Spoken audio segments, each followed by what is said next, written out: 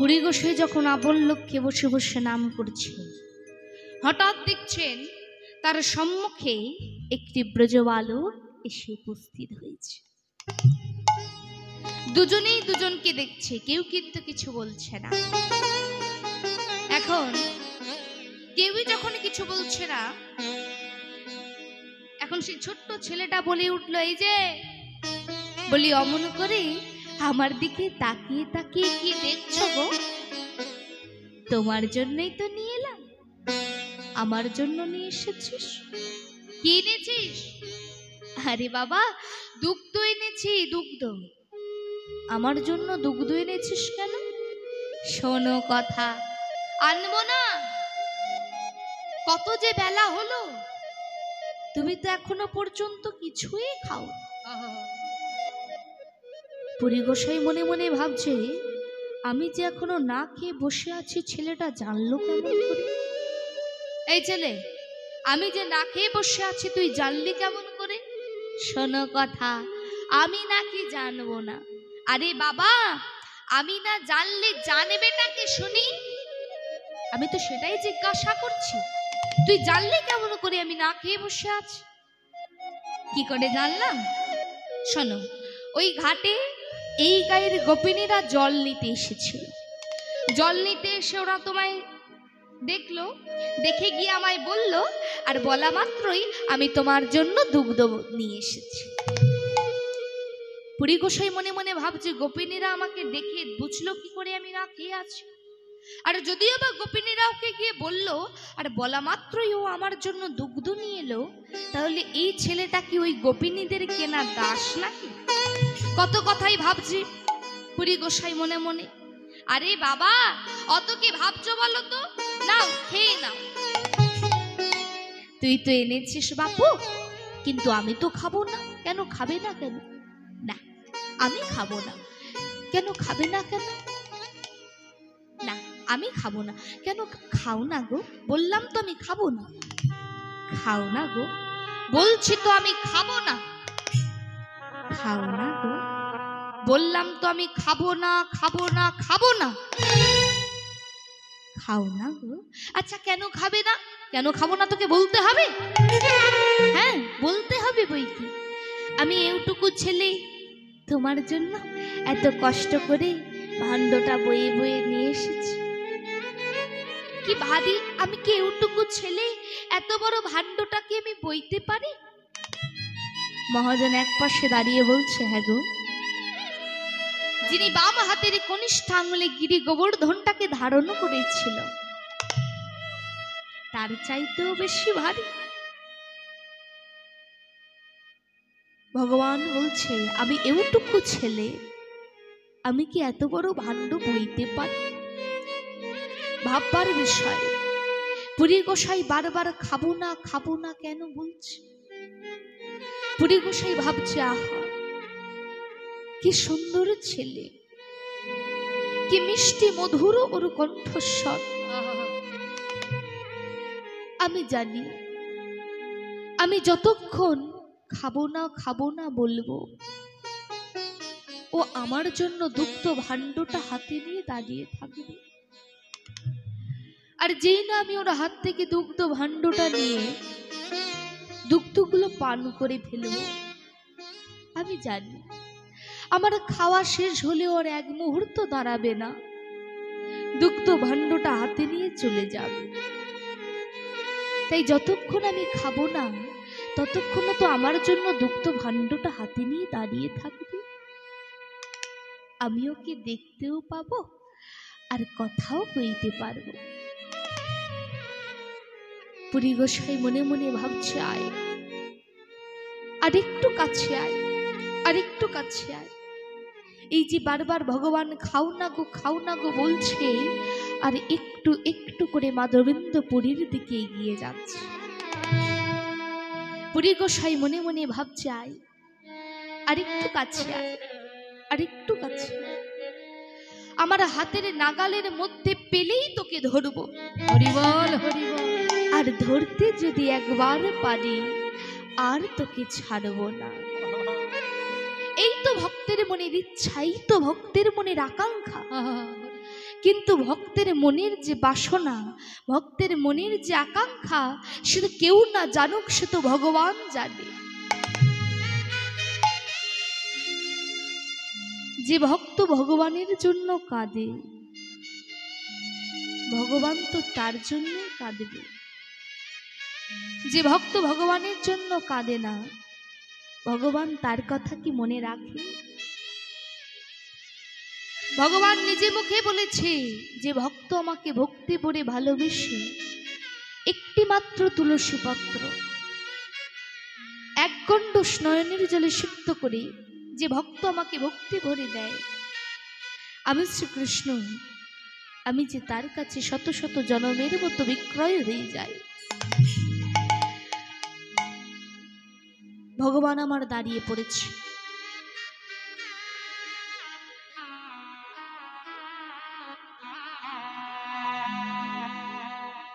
খাবে না তো? না, ঠিক বলছো। হ্যাঁ, ঠিক ঠিক ঠিক, বেশ, তোমার জন্য যখন এনেছি তোমাকেই খেতে হবে, তুমিই খাবে। শোনো, এইখানে আমি দুগ্ধ ভাণ্ডটা রেখে দিয়ে গেলাম, পরে তুমি তোমার সময় মতো খেয়ে নিও, কেমন? আমি এখন যাই। হ্যাঁ রে, তুই কি এখনই চলে যাবি নাকি রে? হ্যাঁ গো হ্যাঁ, আমি আর দাঁড়াতে পারবো না, আমি এখন যাই, কেমন? এই শোন না, তুই আরেকটু দাঁড়া না, তোকে আমি আরেকটু দেখি। না গো না, আমি আর দাঁড়াতে পারবো না। এই শোন না, আমি আর দাঁড়াতে পারবো না। এই শোন না, আমি আর দাঁড়াতে পারবো না। এত বলি গেলাম না দেখি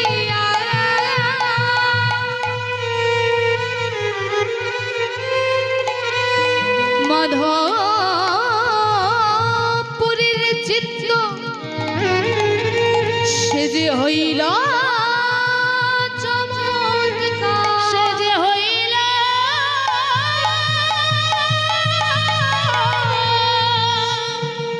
হইল চমৎকার। ভগবান যেন নিমেষের মধ্যে অন্তর্ধান হয়ে গেলেন। পুরী গোসাই মনে মনে ভাবছে, যা, ছেলেটা চলেই গেল। না না, ওইটুকু ছেলে আমার জন্য এত কষ্ট করে দুগ্ধ ভাণ্ডটা বয়ে বয়ে নিয়ে এসেছে। ও যখন বলে গেল ভাণ্ডটা আবার নিতে আসবে, ও ঠিক আসবে।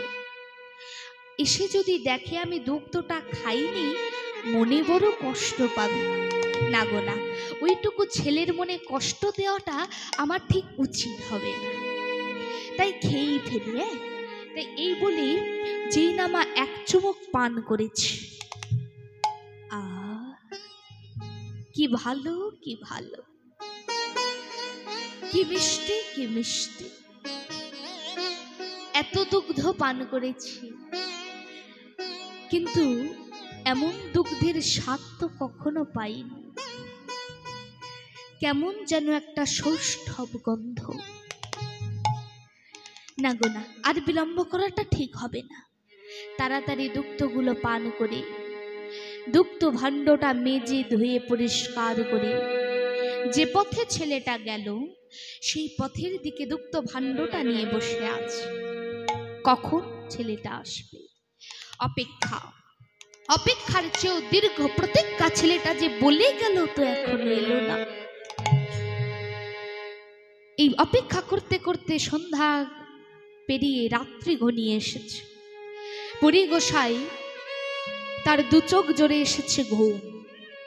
এত ঘুম লেগেছে যে দুগ্ধ ভাণ্ডটা বুকের মধ্যে চেপে ধরে ওই গাছের তলাতেই ঘুমিয়ে পড়েছে। ওমা, তোমরা ঘুমের মধ্যে স্বপ্ন দেখো?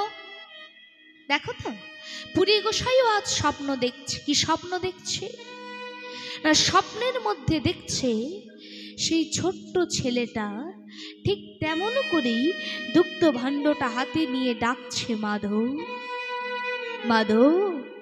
কে? আমি গোপাল। চমকে উঠেছে, তুমি আমার গোপাল, তুমি আমার গোবিন্দ। দয়াময়, তুমি আমার জন্য এত কষ্ট করে দুগ্ধ ভাণ্ড বয়ে বয়ে দিস,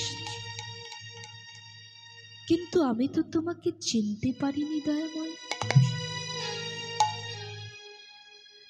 ভগবান বলছে কি আর করি বলো, ভক্ত যদি উপবাসে থাকে আমি কি আর না এসে থাকতে পারি? পুরী গোসাই বলছি দয়াময়, তুমি যে যাবার সময় বলে গেলে তুমি আবার আসবে, কই তুমি এলে না তো? মাধব, আমি যদি দুগ্ধ ভাণ্ডটা নিতে আসতাম তুমি কি আমায় উদ্ধার করতে? এ তুমি কি বলছো দয়াময়? আমি তোমায় উদ্ধার করব? না গো না, ও কথা তুমি আর বলো না, ও কথা যে আমার কানে শোনাও পা। আমি তোমায় উদ্ধার করব?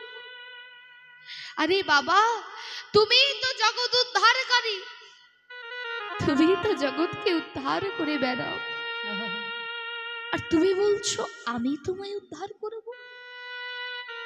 মাধব, তুমি জানো না মাধব আমি কত কষ্টে আছি। দেখুন মা, ভগবান ভক্তকে বলছে মাধব আমি কত কষ্টে আছি।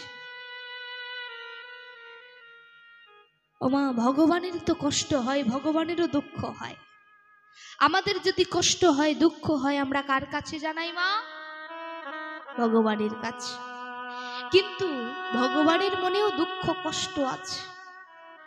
ভগবান অপেক্ষা করে থাকে কবে তার প্রকৃত ভক্তকে তিনি কাছে পাবে আর তার দুঃখ কষ্টের কথা তাকে জানাবে।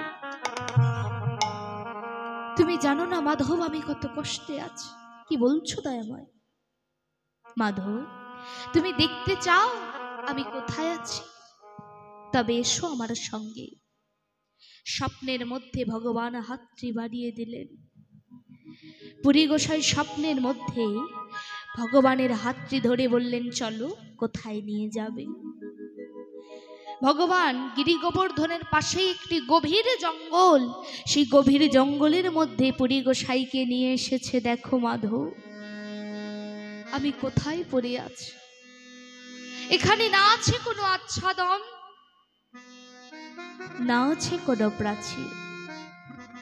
কখনো বৃষ্টির জলে ভিজে যায়, কখনো শীতে বড় কষ্ট পাই, আবার কখনো রৌদ্রের তাপে পুড়ে ছাই হয়ে যায়। মাধব জানো মাধব, এখানে আমার কাছে না কেউ আসে না, কেউ আমাকে সেবা দেয় না। তুমি জানো না মাধব আমি কত কষ্টে আছি।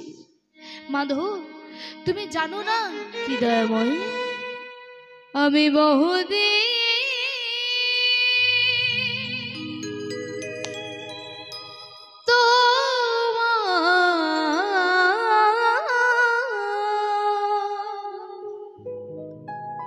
পথ করি নিরীক্ষা,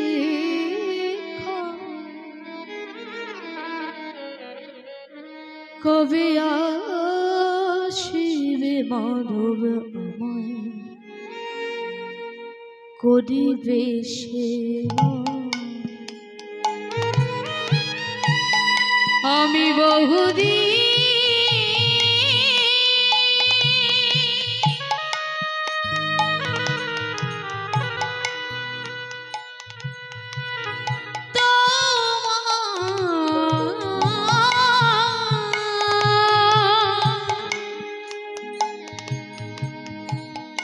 পথ করি নিরীক্ষা,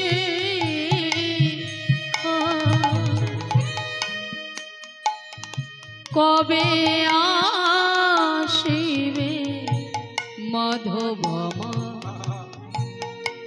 করিবে সেবা?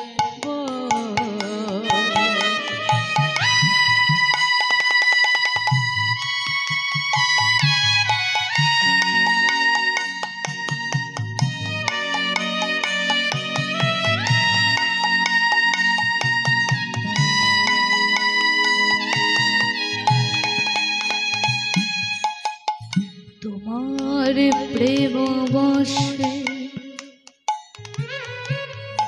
আমি কোন সেবায় অঙ্গিত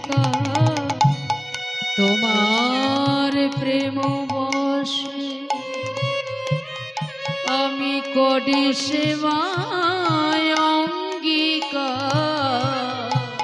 তোমার প্রেম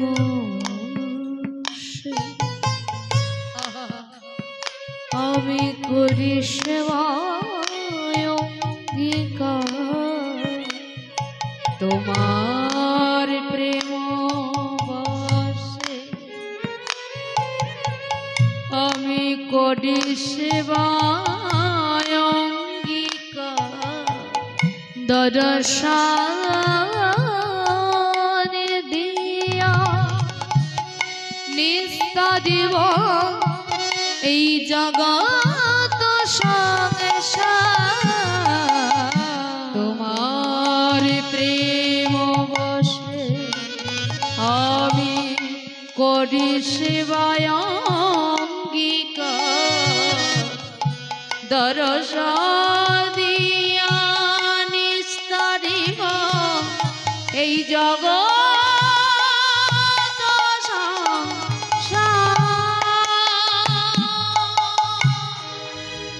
মাধব তুমি দর্শন দিয়ে নিস্তার দেবে। আচ্ছা মাধব বলো তো এই জঙ্গলে আসবার আগে তুমি কোথায় ছিলে? আমি ছিলাম গিরি গোবর্ধনে। হঠাৎ স্লেচ্ছদের আক্রমণে আমার ভক্ত আমাকে এই জঙ্গলের মধ্যে রেখে দিয়ে চলে গেল। কিন্তু সে যখন চলে যায় সে আমাকে বলেছিল মাধব তুমি এখানেই থাকো আমি আবার আসব। কিন্তু সে যে চলে গেল সে আর ফিরে এলো না। আচ্ছা মাধব তোমার নাম কি ছিল? আমার নাম শ্রী গোপাল গোবর্ধন ব্রজের স্থাপিত আমি ইহায় অধিকারী শ্রী গোপাল গোবর্ধন ধারী স্থাপিত আমি ইহার অধিকারী শ্রী গোপাল গোবর্ধন ব্রজের স্থাপিত আমি ইহায় অধিকারী শ্রী গোপাল গোবর্ধন ধারী ব্রজের স্থাপিত আমি ইহার অধিকারী। এবার উদ্ধার করায় মাধব বৃন্দ পরি এবার উদ্ধার করায় আমার মাধবেন্দ্র পুরী এবার উদ্ধার করায় আমার মাধবেন্দ্র পুরী মাধবেন্দ্র পুরী মাধবেন্দ্র পুরী মাধবেন্দ্র পুরী এবার উদ্ধার করায় আমায় মাধবেন্দ্র পুরী মাধবেন্দ্র পুরী মাধবেন্দ্র পুরী এবার উদ্ধার করায় মাধবেন্দ্র পুরী মাধবেন্দ্র পুরী মাধবেন্দ্র পুরী মাধবেন্দ্র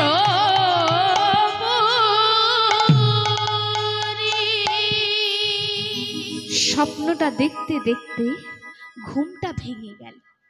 আরে যেই না ঘুমটা ভেঙে গিয়েছে মা পুরী গোসাই তাড়াতাড়ি করে উঠে বসেছে। কি আমি এতক্ষণ স্বপ্ন দেখছিলাম কিন্তু এমন স্বপ্ন কেন?